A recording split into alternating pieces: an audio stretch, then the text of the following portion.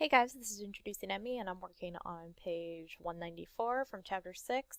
And I just got done drawing my frames and my gutters and all that good stuff. And for now, I'm going to lock that layer off. And I'm actually going to turn off my sketch layer. Don't worry, it's still there. And I'm going to start doing my text. This is kind of boring, and I guess this isn't truly like what's the word I'm looking for? This isn't truly outrageous. This isn't truly art. I always change all my, well, not all of it, but I kind of finesse the phrasing a little bit with some of these characters from my early pages. So rather than having Kwasky say, "What do you think?" I'm going to have him say, "So what do you think?"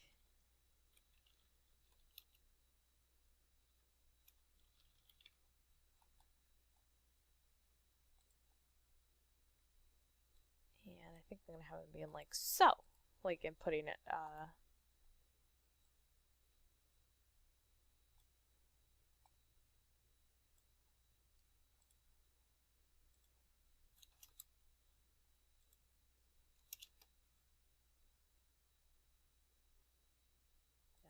no, no, that's horrible. Okay, we'll just leave it like that for now.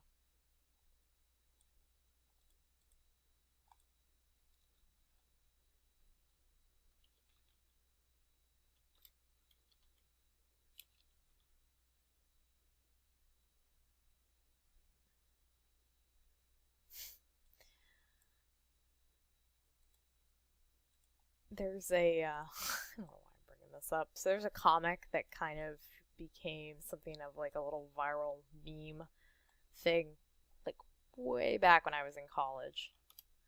I think it was that long ago. The comic, I think itself is even older, but it made popular the phrase "Yadanaika," which if you're Japanese, I apologize. And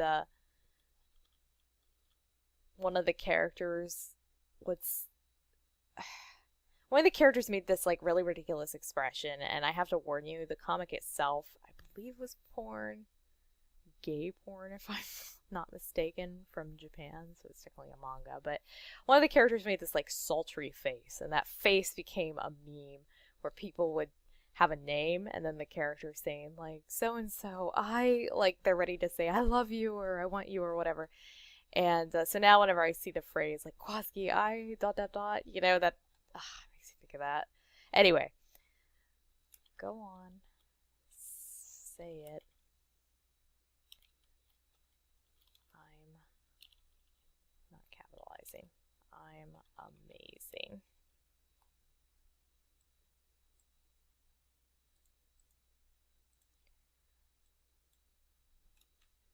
Let's have him say go on and say it. Go on and say it. I'm amazing. And I think I'll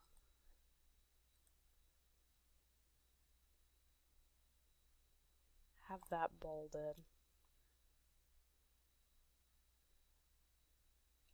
And I think since this has come off the way it has, let me turn my frames back on, that would help. I think I'm gonna have, oh, look at that. Look at this guy. This line here has escaped. He's dead to me. We're gonna take care of this. Sir, you are not authorized to be lying across my panel. Alright. I'm gonna have it like that. Amazing. I like that. That way the bubble will kind of get clipped a little bit. Look all snuggy. I like that. Oh, that's why I had it turned off. I couldn't really see my old text. And then he says, "This is the first time I've ever felt like myself."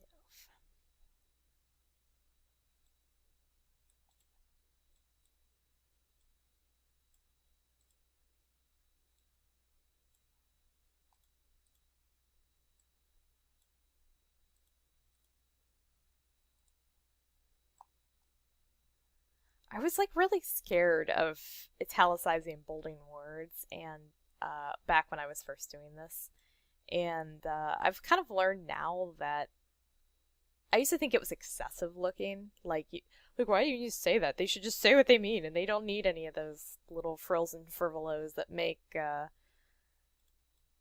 comic dialogue. But now I kind of get it. Do you hear my dog barking in the background? Oh my god, my dog's having a dream in the background. Oh. Woof woof woof. Ah woof woof woof.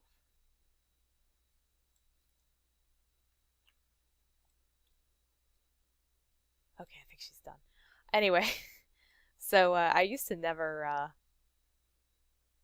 embolden my words and stuff, but oh, she's still woofing.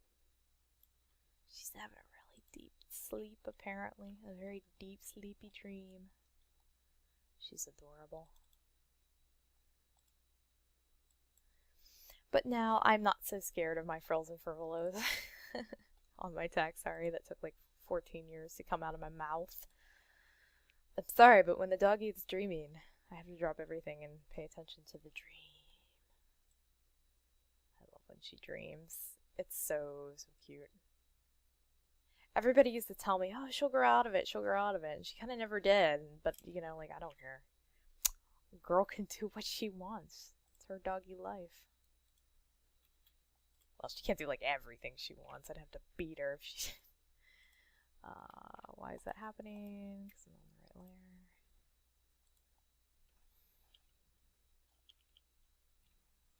Oh.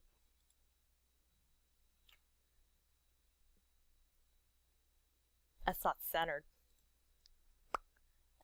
Mama's not happy.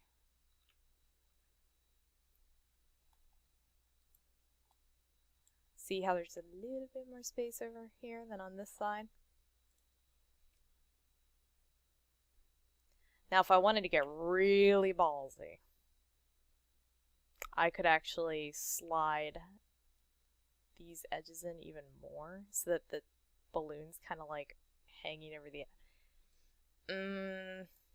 very tempted to do such a thing. Not leaving much room for that pose, though. I don't know if I care that much about that pose.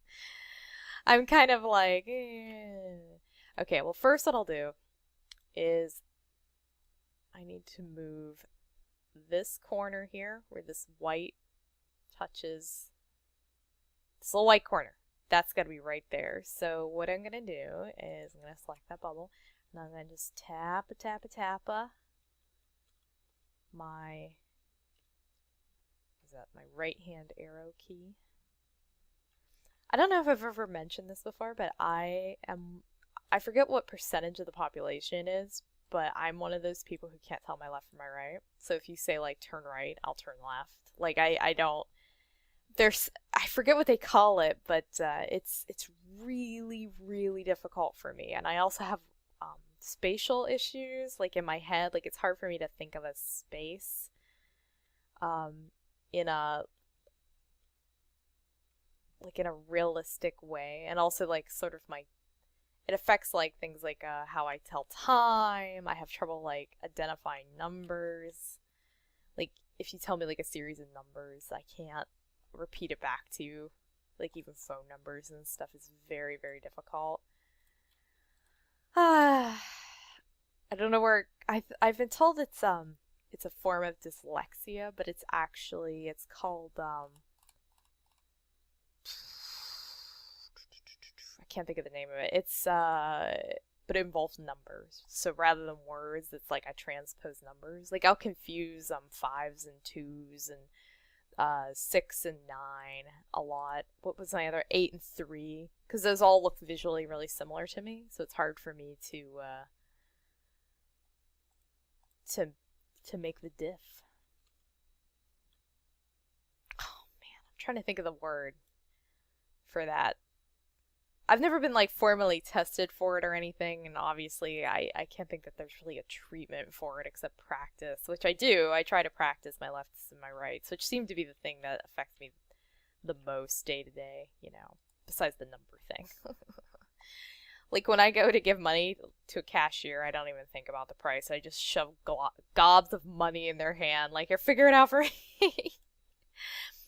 But the word for it is like dyslexia, but it's like numerexia or something like that. It has to do with numbers, dyslexia, digilexia or something. Oh man, I can't think of the name of it.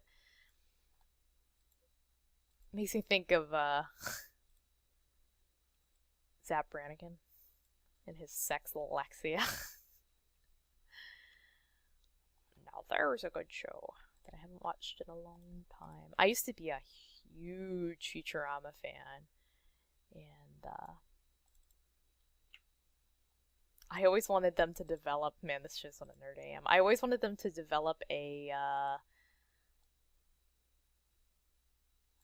like a tabletop role-playing game for Futurama, which they may or may not have at this point. After I watched the original series and they started up again, I kind of got out of it. I was like, this doesn't feel right, or like I was uncomfortable with the fact that it had ended and then it started again, and I was out of my comfort zone and I did not like it.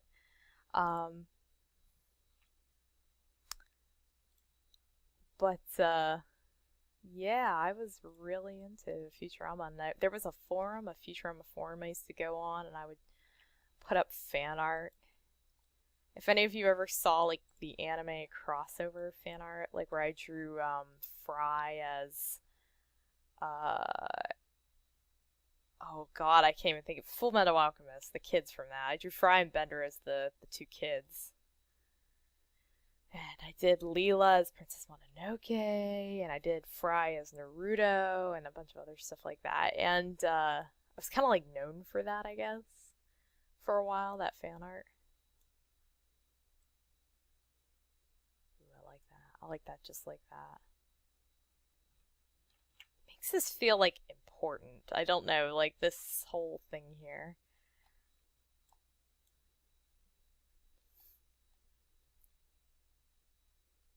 I just imagine everybody being like, shut up, Emmy, it's not important. Shut up. So I'm basically just going to try to fill 30 minutes with my comic prep work here. And I might even start sketching, I don't know. Oh man, I really want him to say so. What do you think? But it makes this look really awkward, like the shape.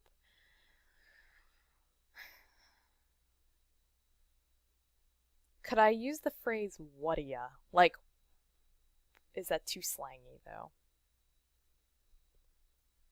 I don't even know how you spell that. It's like W whatia. I don't remember. Well, we won't do that. I probably shouldn't set up phrases that I'm completely uncomfortable spelling, so let's just stick with this. We'll do a top crop, maybe. Nah, we'll leave it like that. There's too much getting cropped, aka 1. 1 is too much. It's too much.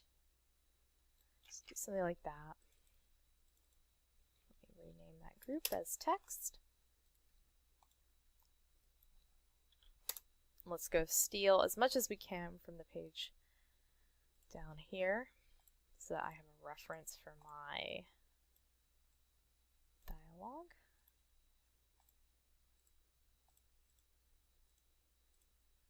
Let's make this just like a green color. So here, I'll show you what I do here. So I'm gonna actually duplicate my lines, lock them, and then I'm gonna make these a different color. I'll make them purple, and I will hit, let's do overlay for now. Make this a normal colored layer so you can kind of see what's happening here. I'm gonna sort of smoosh all these things together.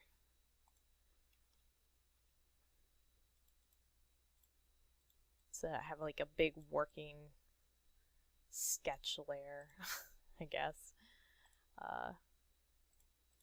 Let's one by one.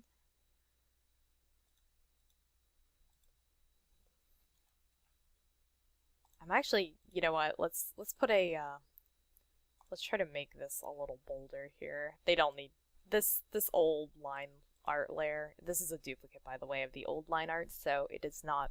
I'm not like taking my actual old line art and being like, "Brrr," and just like destroying it to find my dream. Alright, so what we're going to do now is we are going to go around and pick pieces out of the old line art layer and sort of reinsert them and resize them where we would like them to go, and then combine that with the red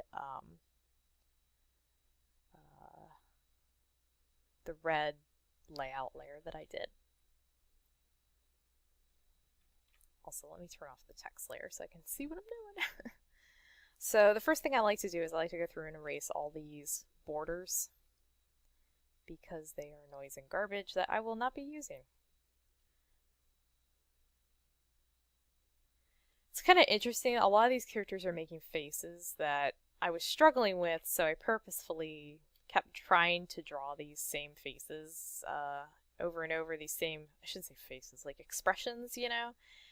And they all turned out a little differently and kind of weird and stuff. And then now I'm coming back to some of these pages and I'm like, oh, I've kind of conquered that expression now, and I can like go and reference my other pages, my more recent updates and stuff, and be like, oh hey, yeah, this is how I did that now. So it's not this huge blind struggle like it was in the beginning. Oh my goodness, so noisy.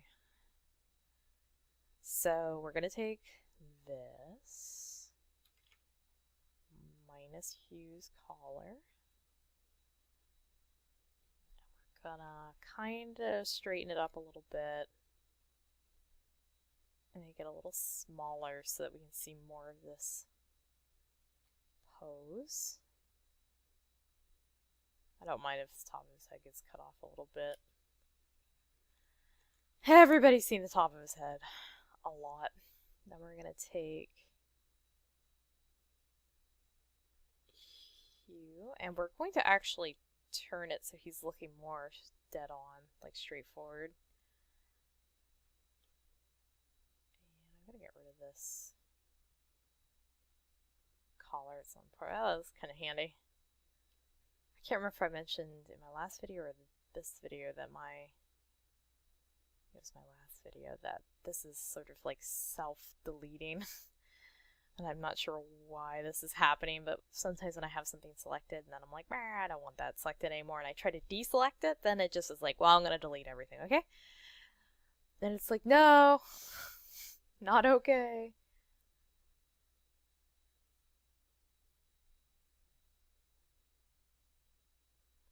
So this all got changed like right in here, so I'm just kind of going to delete this. Like that.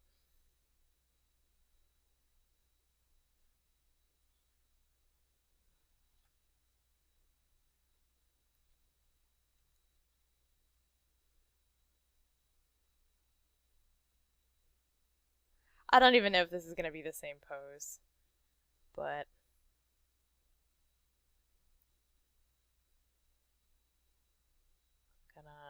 his head is like melting in the wrong direction, so I'm going to kind of do it like that. How does that look with that's better. I don't even know if I'm going to leave it like that. I might do a different kind of smarm expression or something. He's always kind of picking his nails every time I draw him, and I don't know if that's like laziness on my part, that I'm just like, that's fine, he can just pick his nails all day. Every single scene he's in, he's picking the nails. Or if it's like, oh no, I'm establishing a character trait. He likes to pick at his nails. Shut up, I'm right, you know.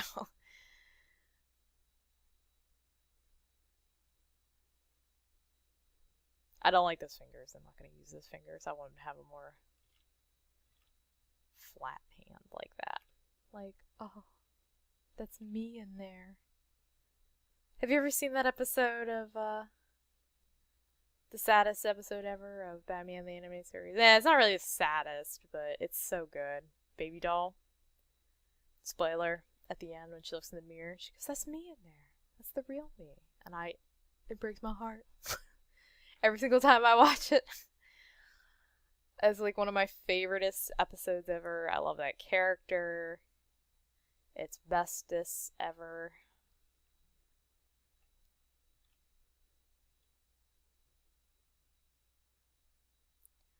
It's kind of fun to just go around, sort of like butcher the old page for parts. I mean, that's essentially what I'm doing. So, I'm gonna get rid of all of this cuffity that we don't need.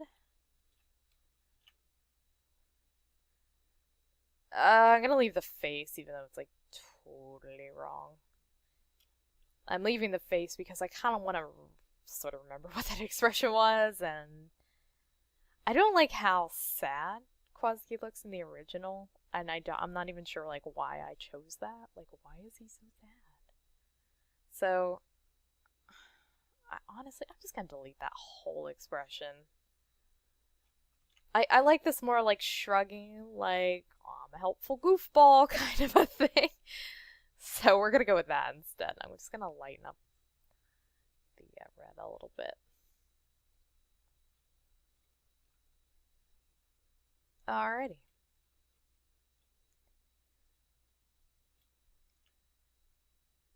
And then, oops, what happened?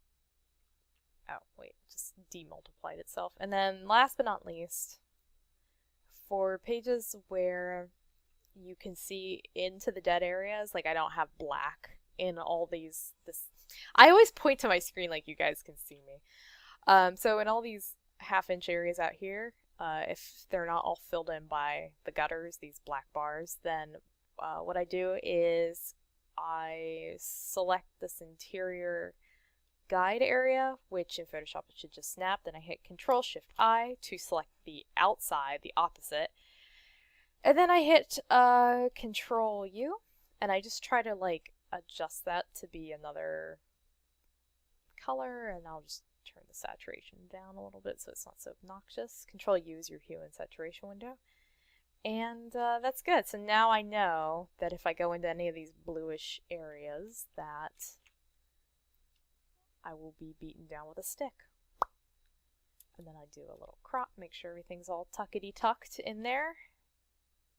There you go. There's the page all prepped to be redone. Now this was a more in-depth redo than I normally, yeah, pretty much.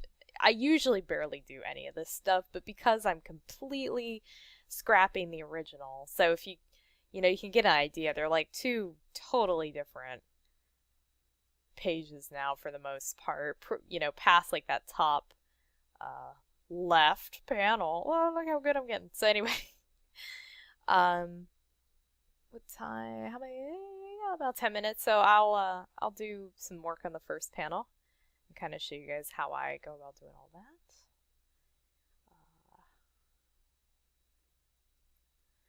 So what I do, so I'm gonna select that area and then I'll hit copy a million times for some reason, and then I'll go, I have this file. This is rough panel redo. I think I have two of these. Make it a little bigger here. And this is going to be my working area. I guess I didn't have to make it that big. This panel, this old hue panel right there, that was kind of a huge layer. So I'm going to paste layer style, and now I have this little like translucent version of the panel that I'm working on. Yeah, I didn't have to do that at all. That's okay. So now we got this nice big file, and the reason I like taking my panels into a different layer is, one, I'm not stressing out Photoshop by working in an enormous comic file. To be fair, my computer handles it fine, so it's not really that big of a deal, but it is kind of nice to have it in its own area, and I can like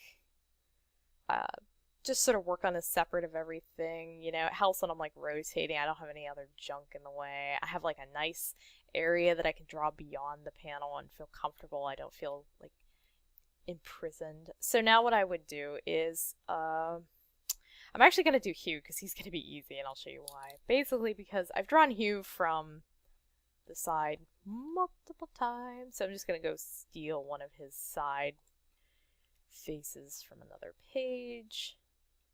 Now, mind you, this is not the inking that I'm doing. This is like the early sketch stuff. So that's a fine one. I'll just go take this one. Give it to me. I used to feel kind of bad about doing this, and now I don't as much anymore because, I mean, I drew the original, so, like, I don't know.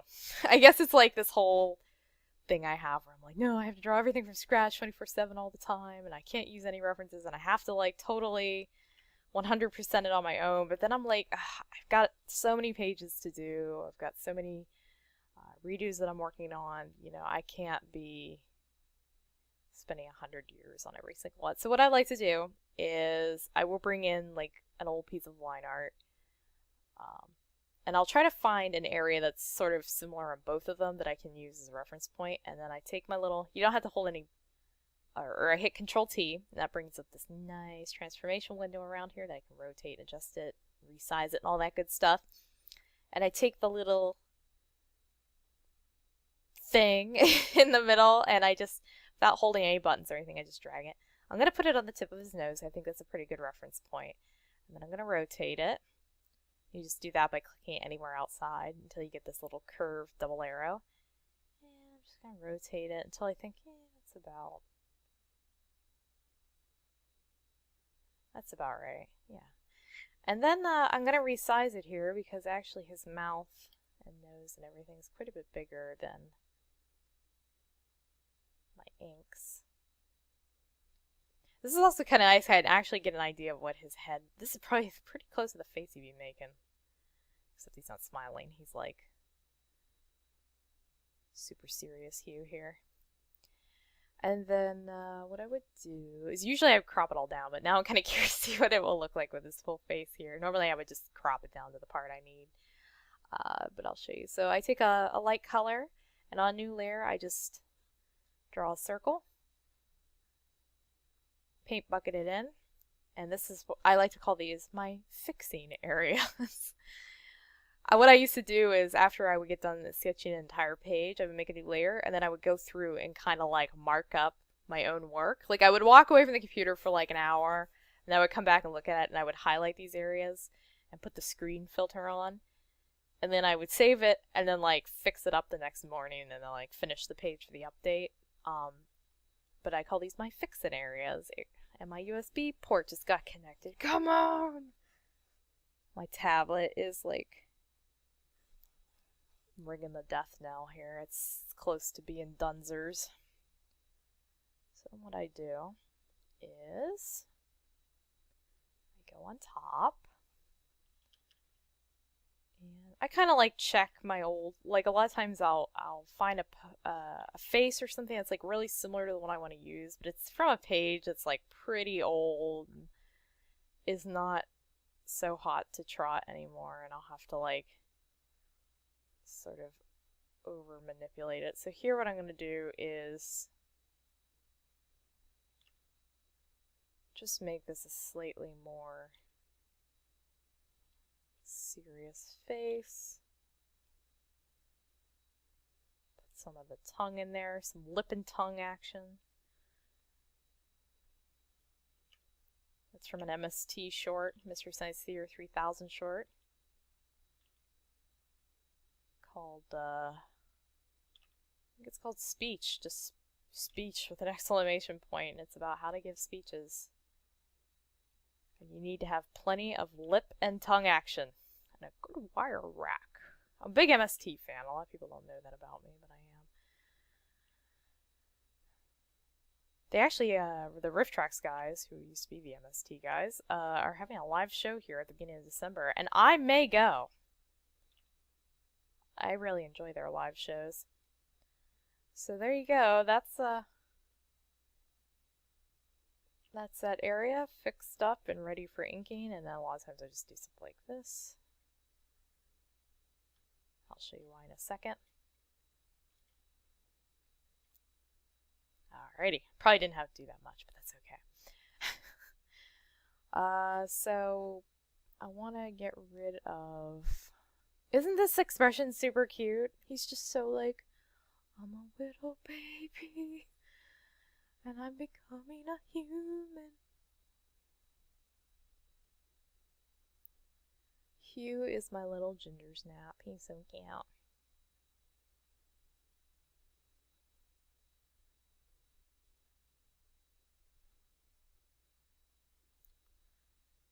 I really like the look of fiction areas for some reason. I think they look like yeah, I put a lot of hard work into this, and look at all these layers of sketches and everything, but usually I just white out the old stuff so you don't even see it. When I work with a sketchbook, I actually put post-it notes in, and I'm finding out this is like a thing a lot of folks do. I see it in, people's, sketchbooks. So what I'll do is I'll like tear off a little pieces like painter's tape or post-it notes because they're usually kind of a pale yellow, and I'll put it over an area I want to fix and just redraw over it. And so in some of my sketchbooks, you'll see like these little yellow dots every now and then where I've like patched old parts. What was I doing there? Oops, got to talking and then I forgot what I was doing. I'm sorry that sometimes I like kind of stop drawing to talk. It's hard for me to do both. Okay. So that's what that looks like. The only other thing I'm going to do here is kind of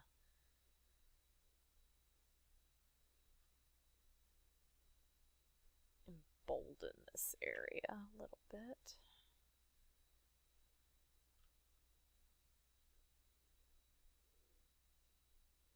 My stomach just growled. I wonder if the camera picked that up.